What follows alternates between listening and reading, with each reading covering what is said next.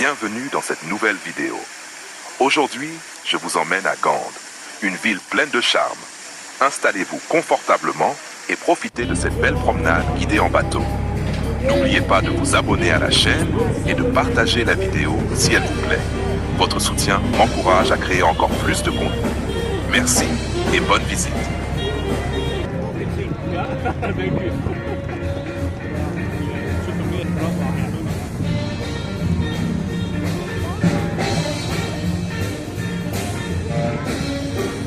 Vikings are back.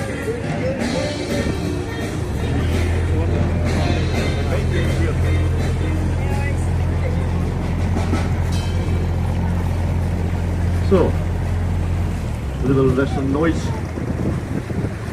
My name is Peter, I'm your guide and your captain. Language check, Nederlandstalig, Français, English. Oké, de Nederlandstaligen begrijpen jullie genoeg. Engels? Goed, super. Dan kan ik mijn heel verhaal doen. Als ik verschillende talen moet doen, moet ik al mijn inkorten en als gids doe ik dat niet graag.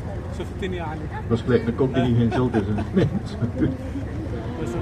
So, I hope you all very well insured, because my grandfather was the captain of the Titanic.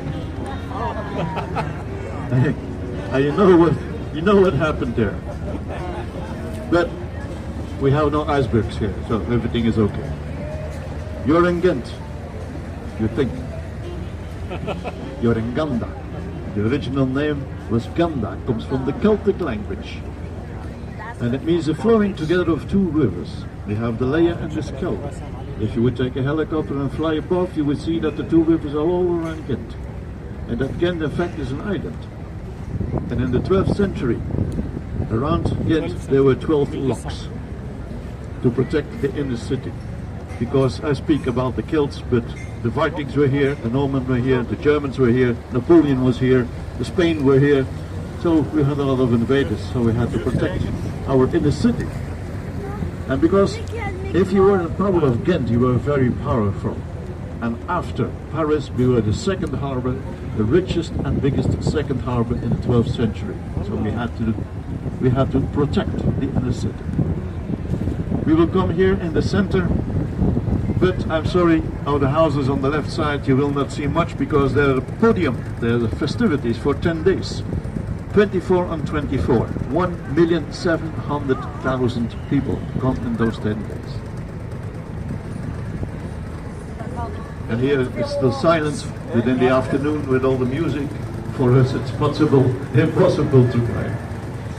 So you see the buildings there, or what you see of it, they are built between the 12th and the 16th century. And the oldest one is the grey one, and you see that the wall is coming a little bit like that, with the grey one. It's built in the 12th century, and it was a storage room for grain. You know, we have a culture of beer in Belgium. So we needed a lot of grain. And why was the wall coming like that? When they pulled up the sacks with the grain, that they didn't clutch it against the wall and broke. So they were very inventive. And the house a little bit further after the trip, if you do walk, you will see a house with a brown door and a ship on top. That was the Gilde house of the free skippers. What's a Gilde? It's a cooperative that were all boatsmen from Ghent. And I think they're going to attack us here. No, we're lucky. You see? The free skippers were the boatsmen from Ghent. You had also the unfree skippers who did business, but they could not come with their ships in the inner city. Again, for the protection, they had to wait in a second harbor. The bridge in front of us is the St. Michael's Bridge. You see in the middle the statue of the angel, St. Michael. And the church here is the St. Michael's Church in honor of St. Michael, who was our protector.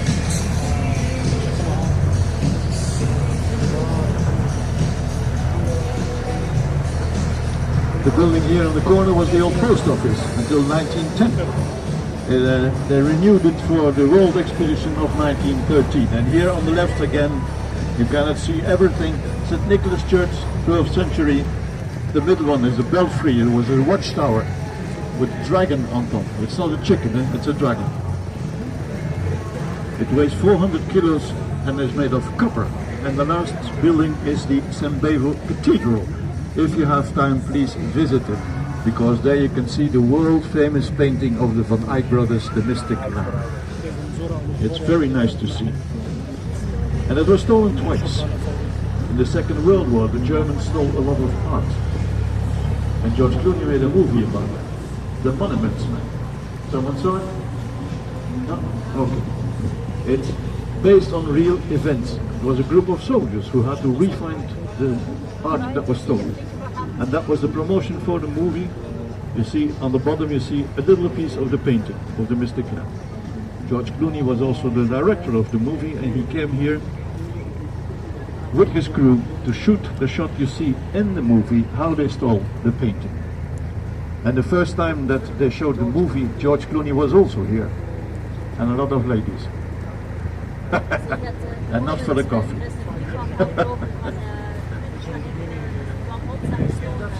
There were three beliefs that were very strong. You had the Dominicans, the Angelicans, and the Christians. This was the monastery of the Dominicans. In the 13th century, 200 monks lived here. All they had to do was pray a lot and copy the Bible in calligraphy. It's a nice writing. The bridge in front of us, you will see when we pass on the right side, you see two big iron wheels on the right side. That's because the bridge does not open like that, it opens like this. See? You will see, when we pass, you will see the system. Yeah, it goes like that. It's an invention of Leonardo da Vinci, not Leonardo DiCaprio, Leonardo da Vinci.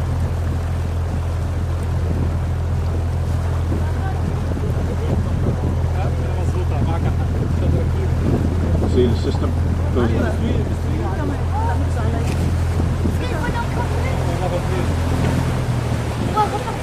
Everyone up here? You hear me good in the back? Yes? Good. 7 years ago, the people who live here and the apartments we will see later, with a very important person whose name I cannot tell, went to the court with a complaint.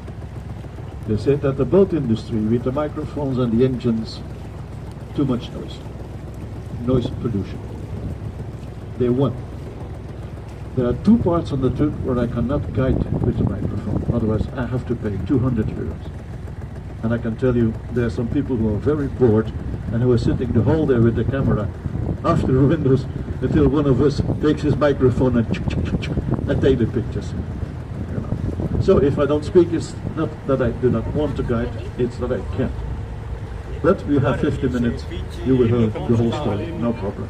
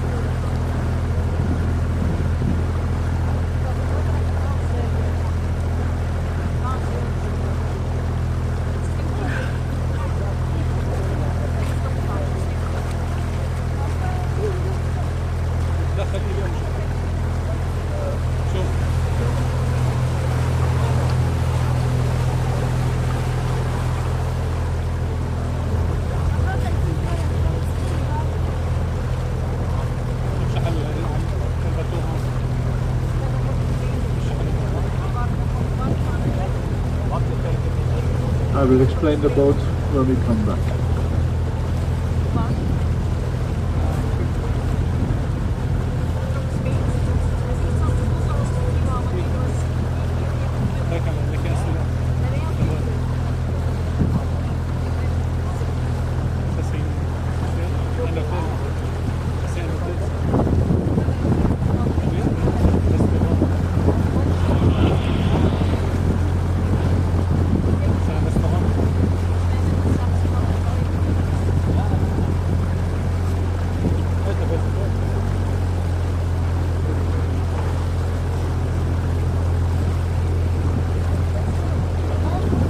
see here on the left the apartment on the first floor.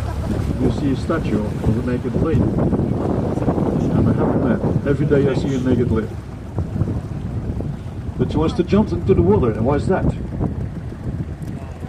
Because her man is standing on the other side, on top of the building. Yes. So I told you in the beginning about the two rivers that come together. That's here. And the Leia is a female name, and the Skelde is a male name. That's why they put a statue of a man and a female, that they find each other in the water, as the rivers do.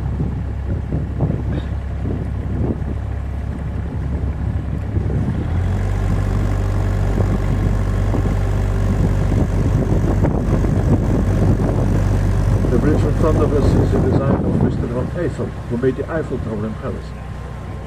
Yeah, we have a second one we will see later, and he designed 250 bridges for Europe after the Eiffel Tower.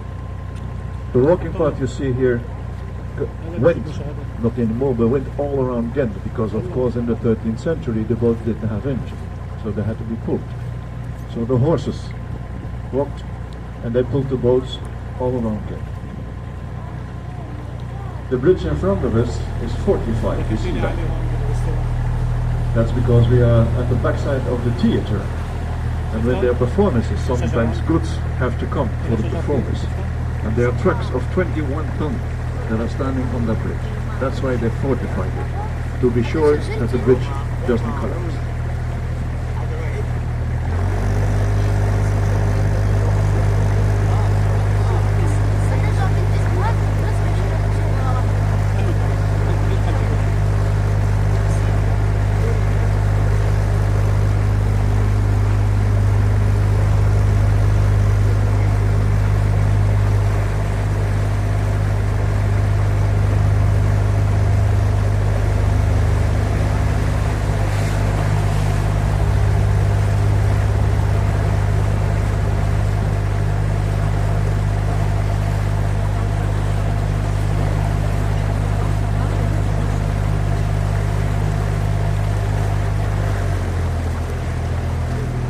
This is the backseat of the opera, and here the apartment starts. As I told you, from here I have to shut up a little bit.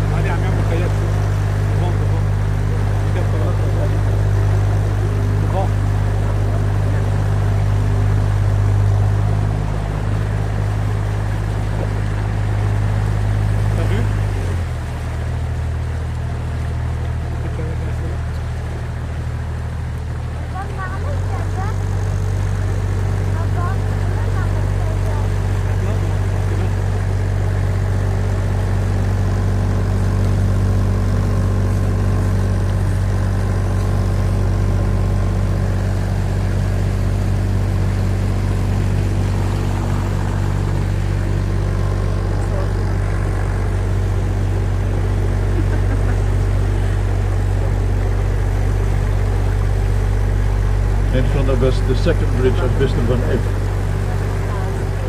I prefer this one. The other one is.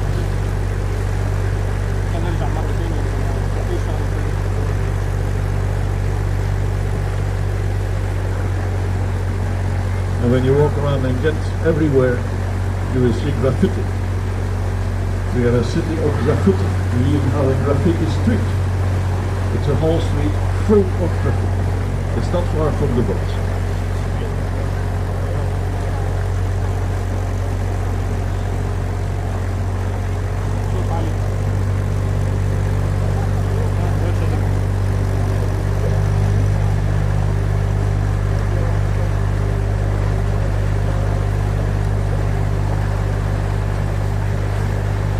The building in the corner, it's our local library. It's designed by Mr. Perceive. And you see the lines in his concept at our bookshelves. We have 200,000 books over there. It's called the krook. Why is that? Because the krook is a word from Ghent and it means a turn in the river. So they build it at a turn in the river, so they call it the krook. The top level is exclusively for university students. After Leuven, we are the city with the most university students on the population in the center. On 250,000 people in the center, we have 28,000 university students. That's more than 20%. Yeah. And every year we find 1,500 bikes at the wall. They drink, they steal a bike, they go home, and just like in Amsterdam. But it's very dangerous because sometimes the water is only 1 meter deep. So when they pile up, it's very dangerous for the engine. So every 3 and 4 months they have to clean the river, as in Amsterdam. That's the same. The bridge we're going under now, you see, it's renewed. But in that time when there were invaders who wanted to conquer the inner city, the rich people came here to escape. The soldiers had to wait over there to protect them. And the rich people from here went to Antwerp, and then with sailing ships they went to England. We had a lot of business with England. And when the invader was conquered, or when the peace came back, then they came back with the boats to Ghent. And we will let you enjoy the bridge.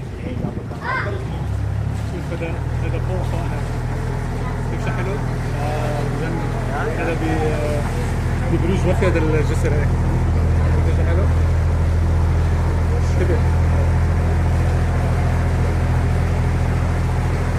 كده لازم تصور هيك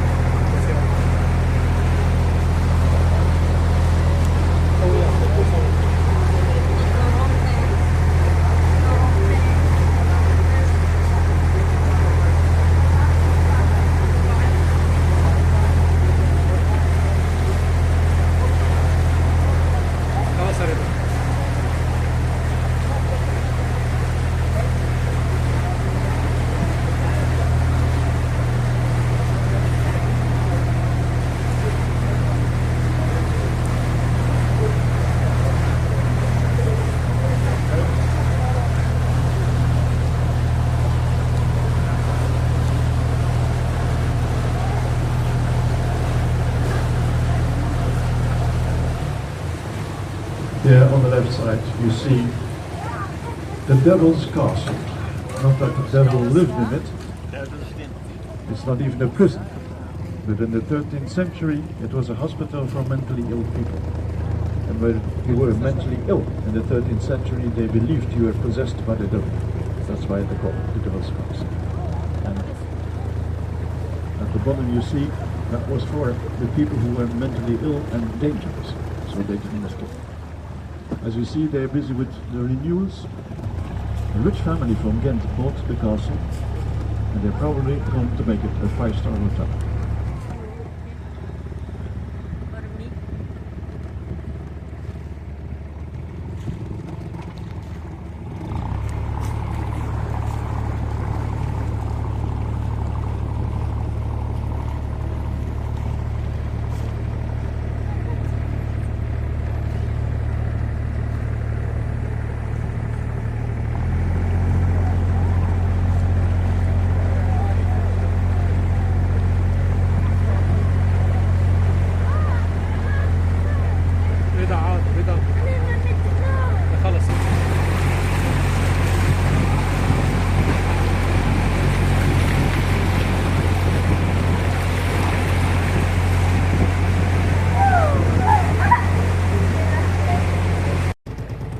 He was known for 3 things: wine, women and wars.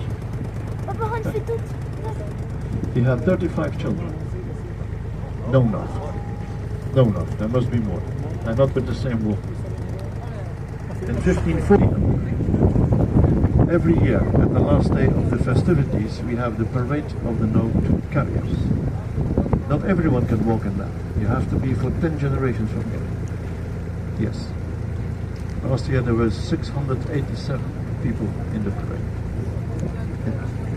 The people from Ghent, the real people from Ghent, from the first day, of the festivities that take 10 days, they take 15 days holiday. 10 to drink and 5 to recover.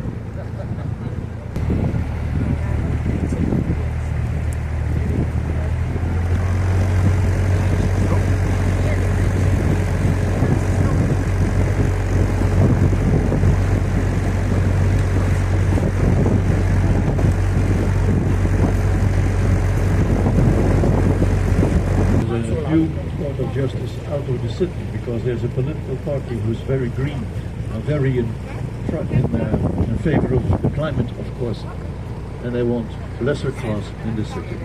That's why they closed the Court of Justice. Lawyers can still come with their clients, but there are no more cases.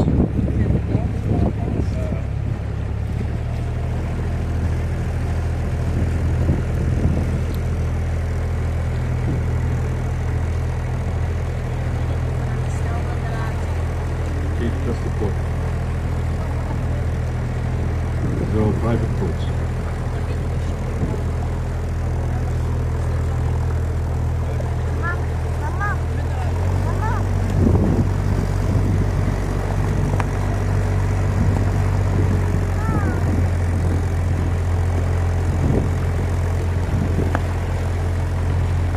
So, what happened inside never left. It was torn by 18 horses, from here up until Bruges. 8 hours. And every hour they had to change the horses, because the boat was very heavy.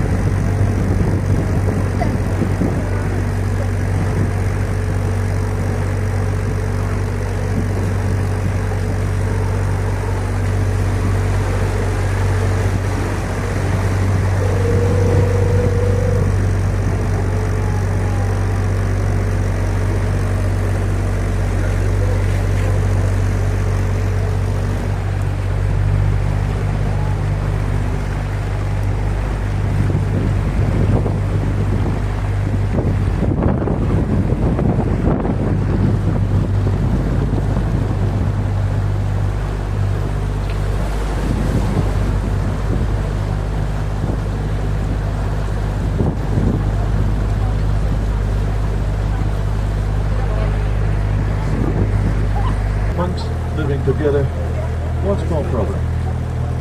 The little house you see over there was the only toilet. So you can imagine in the morning there was a lot of discussion who was the first. And secondly, everything dropped into the water. We in Ghent, we say we are the owners of the holy ship. But also from the fish market and the meat market, all the garbage came into the water, so the water was undrinkable. So you had to drink beer, yes, of course. Even little children had to drink beer. Or if you were rich, you could pay for wine or drinkable water. And because there was so much beer sold, the gilde of the brewers, so the cooperative of the brewers, was the richest one. And every gilde had to donate money to the city every year. And with the money of the gilde of the brewers, they built this church, the biggest church. If you have time, you can enter it. I think until 5 o'clock it's open. It's very nice, it's silent.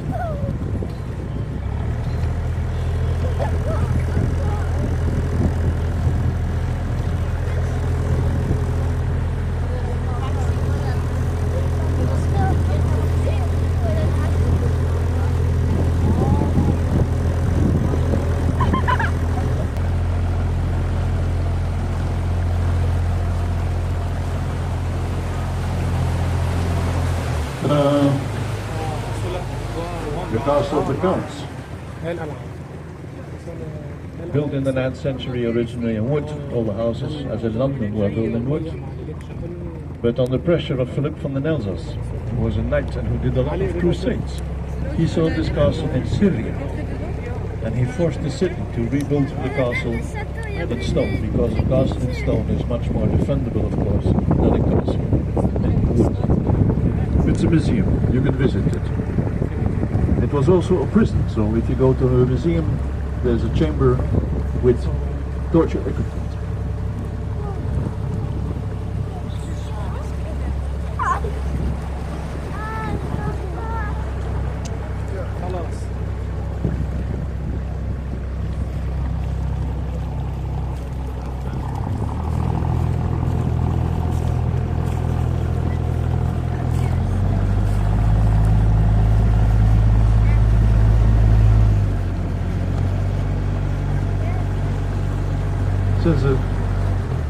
12th century, not one enemy entered the castle. But it was taken once by students. In 1949, the price of beer went up with 1 Belgian franc, from 4 to 5. They revolted. They took the castle for 3 days. No one could enter. It was world news. It was even written in the New York Times wrote about it.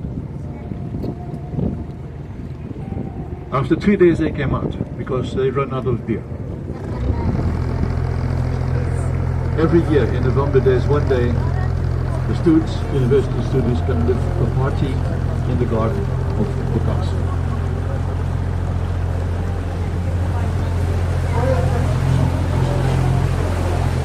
The bridge we just passed, people who were condemned to death were decapitated on that bridge. It was a decapitation bridge.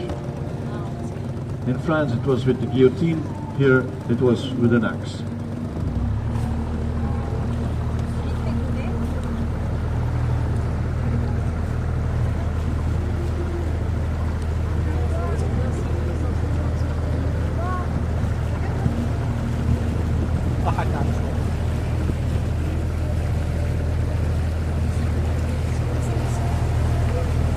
Building in front of us is the old meat market.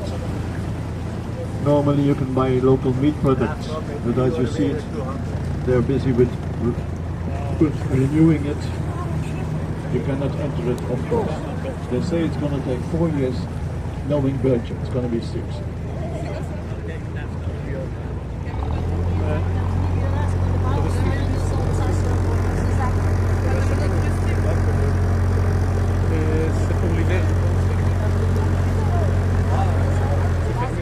People who went to Brussels must have seen Manneke Pis.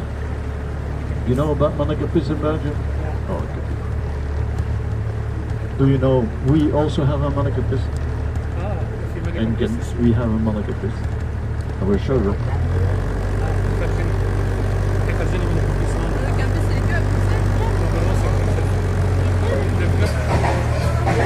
Behind the black umbrella there's a white wall. And you will see 3 little statues. The white wall.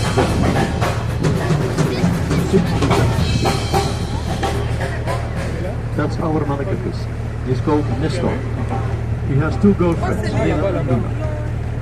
And there's even a 3rd Manneke Pis in Belgium. Even some people in Belgium don't know that. The oldest one is in Heradsberg, and it's a city in the east of France. And why do they say Manneken-Pis and not man-Pis? Because Manneken is small, it's a child. The leather companies needed ammonia to bleach the leather. And sorry, but Manneken-Pis is urine. In urine there's ammonia.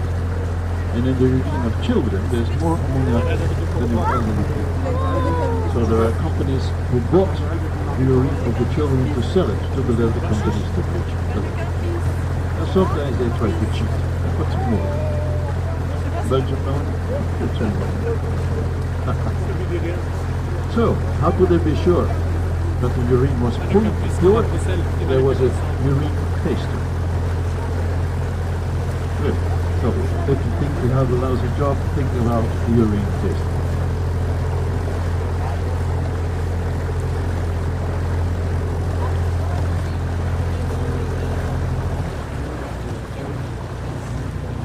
The tree we're going to pass here on the left side is called a love tree. They say if you kiss a woman under this tree, you will be happy with her for the rest of your life. It's not true. I tried it 3 times.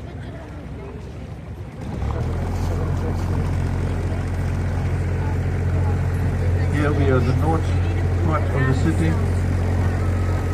In the 1900s, there was a lot of industry here. And this is the last building standing from that time, on the chimney. When we pass and I turn, you will see it's a 4-star hotel.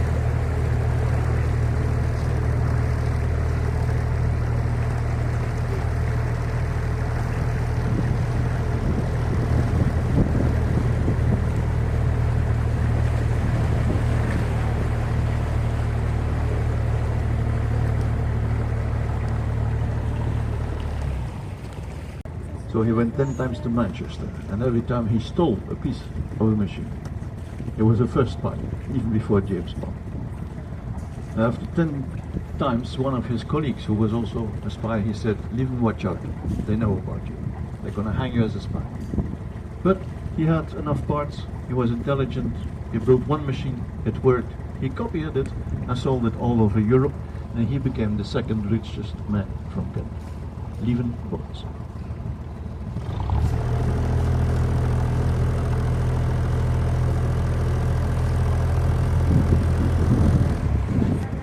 And the cannon did not have the power to shoot, so the cannonballs just rolled out of the cannon. And with backfire, they shot twice with the backfire, we had more damage on our side than on the other side. Nevertheless, we won the war. As you see, otherwise I would speak Spanish. This was a hospital for elderly people and poor people. First from Alain. It's a little museum, it's nice.